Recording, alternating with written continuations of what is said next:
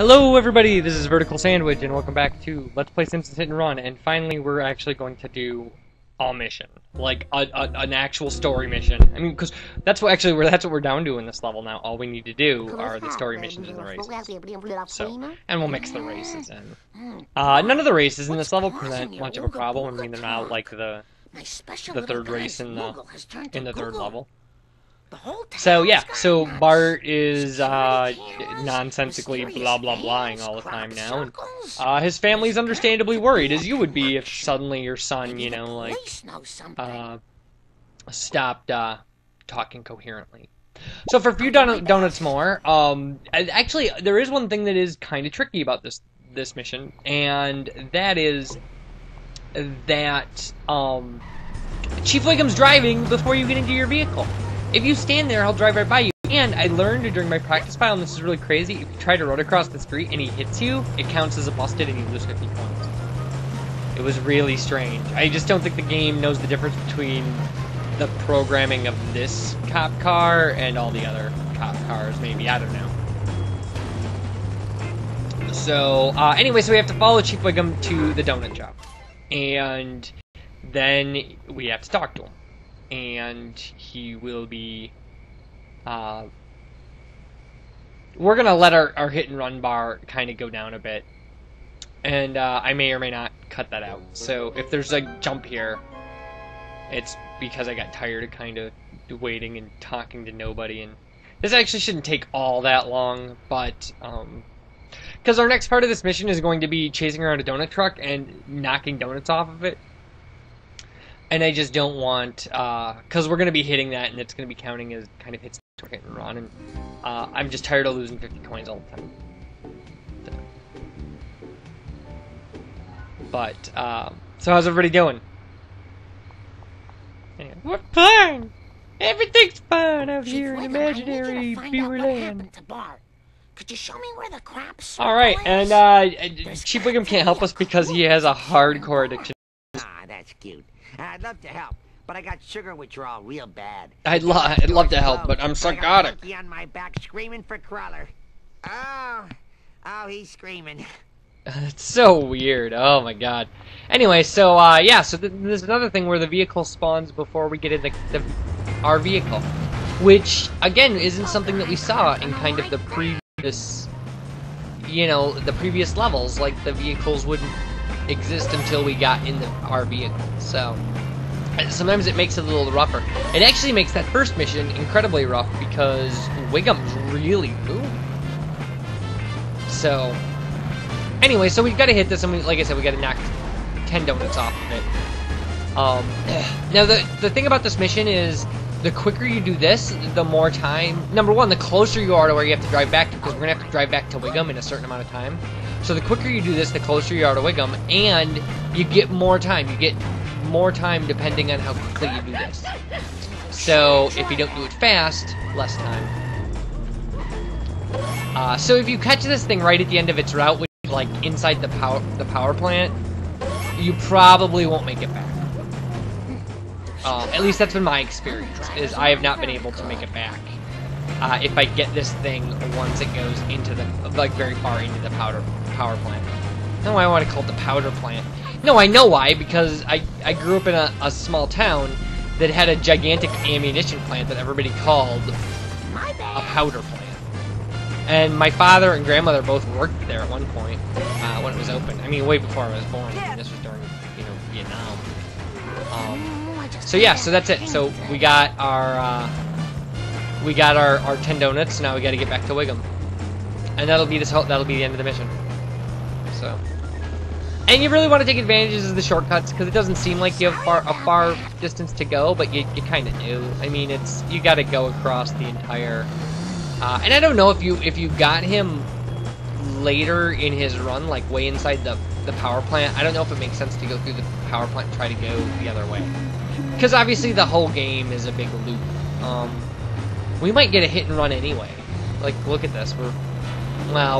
We've still got a couple hits we can take, but we should probably be a little careful. Because I mean, like I said, the hit and runs. Oh, that wasn't so bad. We had 20 seconds to spare. Alright, so that'll be the end of that. Boy, for a busybody housewife, you sure get results. That crop There we circle's go, at yeah. Cletus's shack. Now, if you'll excuse And it's me, funny because, like, I it's have a obvious where truck full of the donuts crop to circle eat. is. That, Gonna like, be we a know lot of Cletus coffee. and we know where his shack is and stuff. Like, Did I win? you know, we've dealt with him before, like, and it was obvious from the newspaper that it was over by Cletus's. Alright, so there was a big jump there, because, well,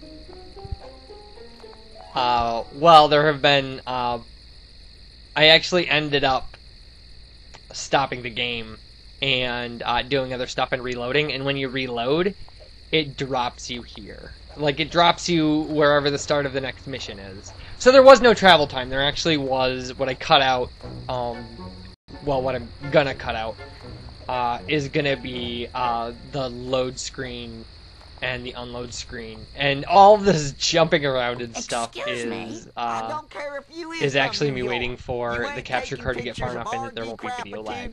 So that whole nonsensical thing you just saw should kind of make some sense if you realize that what you didn't see was me shutting off the game, like, obviously going about my life, coming back, starting the game back up, and then waiting for 4 minutes until I knew that the capture card wouldn't lag. Does that make sense? Anyway, so this is our second mission, and what we have to do is follow Cletus, and things will fall off of his truck. 7 things will fall off of his truck. And he follows a really predictable pattern. So, it involves, he'll go through this trailer park shortcut, and he'll usually drop one item kind of right away. And he's eventually going to go through the power plant. I mean, we're going to end up following him across the entire map. He'll go through this barn, by the way. And where he drops items does kind of vary, although not a horrible amount. He's easy to lose if you miss an item. You just gotta get these items on the first shot. And this is the first time I've ever run this mission where I've ever gotten ahead of him, so that's kind of cool, actually, that he got stuck. It would have been nice if he had dropped a couple items while he was stuck. So, he'll go to the left here, in the power plant. And he'll drop an item somewhere in here. You shouldn't have too much trouble with these because of the tunnel. Like, hopefully he doesn't drop one in an open area, like in a hard place to get, but the big thing with him is just keeping up and, like, grabbing the things he drops. I mean, I know that's kind of kind of stuff to say, because that's the only thing you're doing in this mission. But yeah, that's the only way you're going to fail this is if you miss an item and you have to stop to get it, and then he gets ahead of you. Like, because he's not going to drive in a way that's going to make it impossible to keep up with him. Especially at this stage in the game, we've done so much driving this game. We're so used to this game and its controls that we should, you know, you should be in pretty decent shape.